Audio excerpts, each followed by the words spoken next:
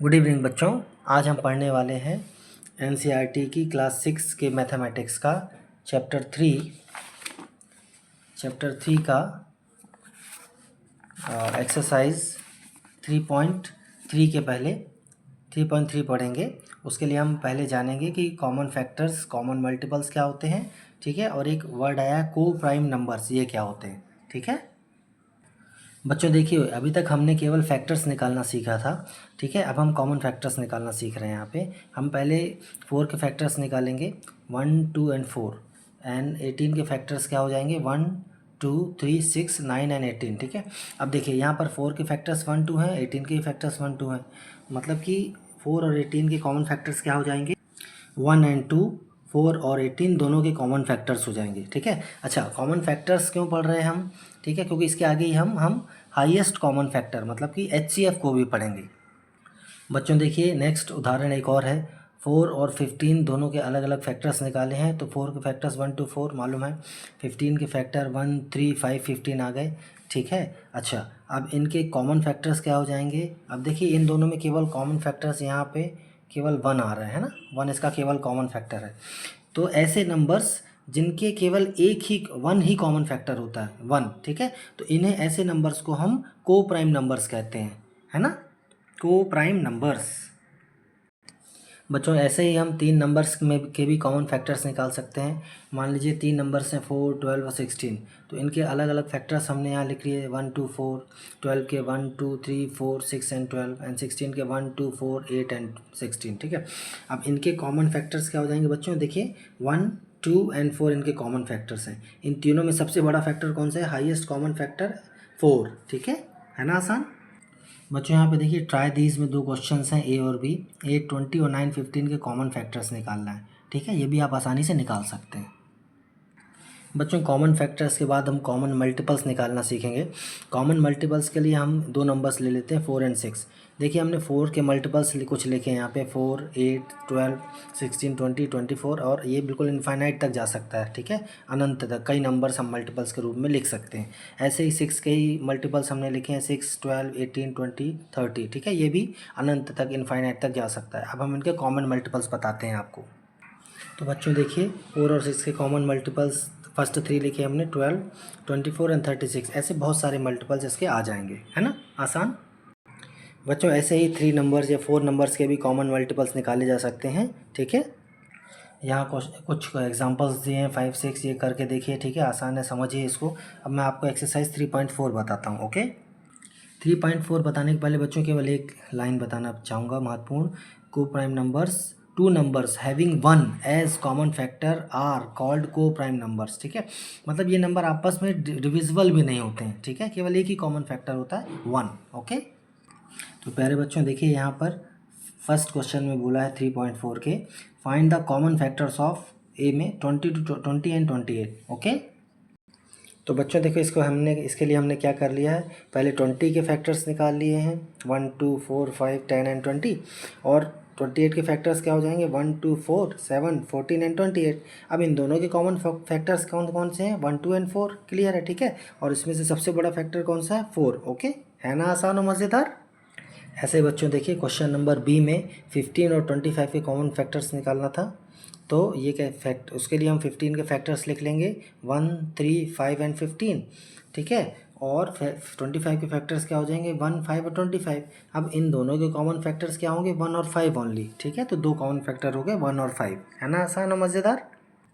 इसके question number C और D खुद करके देखिएगा, ठीक है, आसान है। बच्चों ऐसे ही क्वेश्चन नंबर 2 में 3 नंबर्स के कॉमन फैक्टर्स निकालना है, ठीक है, 4, 8, 12, 5, 15 एंड 25 के, ठीक है। तो बच्चों देखिए यहाँ आपके लिए करने का प्रयास किया मैंने, ठीक है। 4, 8, 12 में 4 के फैक्टर्स लिख लिए, 8 के फैक्टर्स लिख लिए और 12 के फैक्टर्स लिख लिए, ठीक है। अब इन तीनों में जो भी कॉमन फैक्टर्स हैं वो 1, 2 एंड 4, ठीक है, ये तीनों के कॉमन फैक्टर्स हैं, तो ये इसके कॉमन फैक्टर्स हो जाएंगे।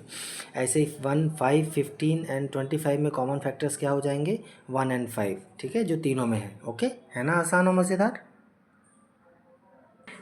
बच्चों देखिए ऐसे ही क्वेश्चन नंबर 3 में पूछा है, find first 3 common multiples of 6, 8, 12 and 18। अच्छा फर्स्ट 3 ही पूछा है, क्योंकि मल्टीपल्स तो इनफाइनाइट होते हैं बहुत सारे, इसलिए हमको केवल फर्स्ट 3 ही बताना है। ठीक है, मैं आपके लिए क्वेश्चन नंबर ए करके बताता हूँ।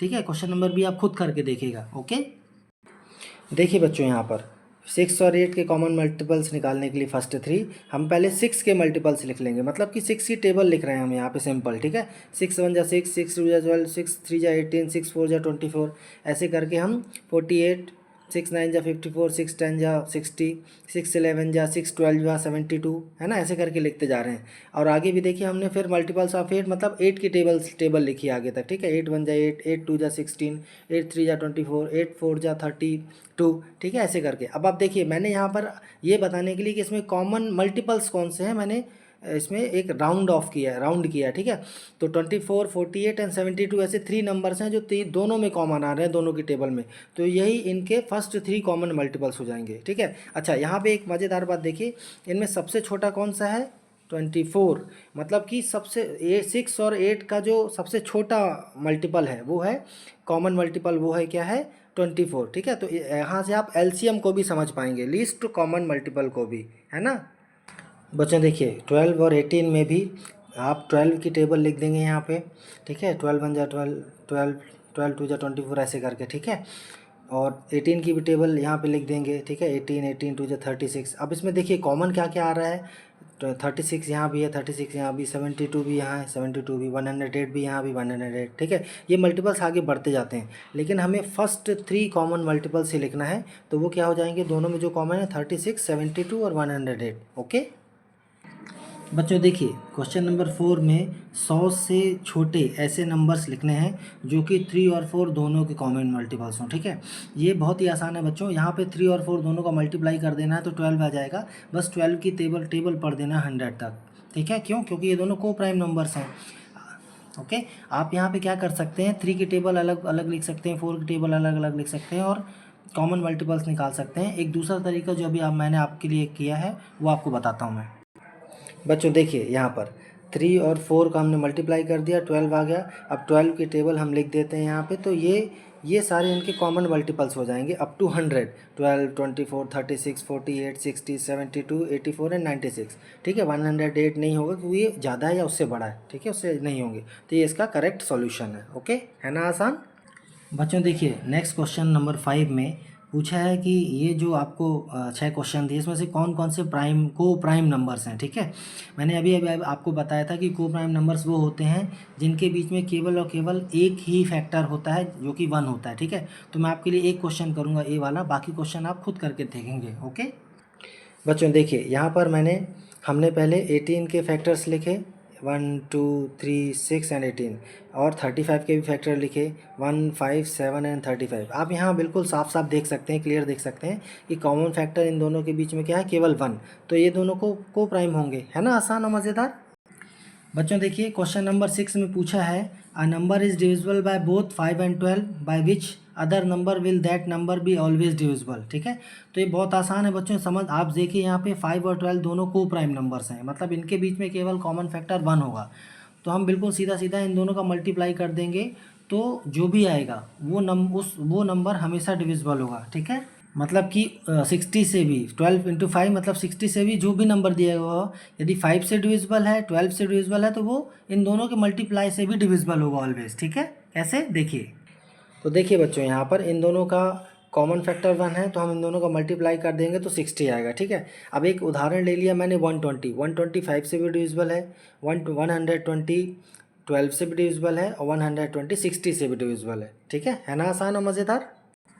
बच्चों देखिए क्वेश्चन नंबर 7 लास्ट में इसने बोला है a number is divisible by 12, एक नंबर है जो 12 से डिविजिबल है, बाय व्हाट नंबर्स, और किन नंबर से वो नंबर डिविजिबल होगा। ठीक है, बहुत आसान है बच्चों, हम इसमें 12 के जितने भी फैक्टर्स हैं वो लिख देंगे, यदि कोई नंबर 12 से डिविजिबल है तो उसके फैक्टर से भी डिविजिबल होगा। ठीक है, देखिए बच्चों यहाँ पे 12 के फैक्टर्स हमने सारे लिखे हैं, 1 2 3 4 6 एंड 12। ठीक है, यदि कोई एक एग्जांपल ले लेते हैं हम 24 12 से डिविजिबल है, यानी कि वो इन सारे नंबर से भी डिविजिबल होगा। है ना आसान बच्चों।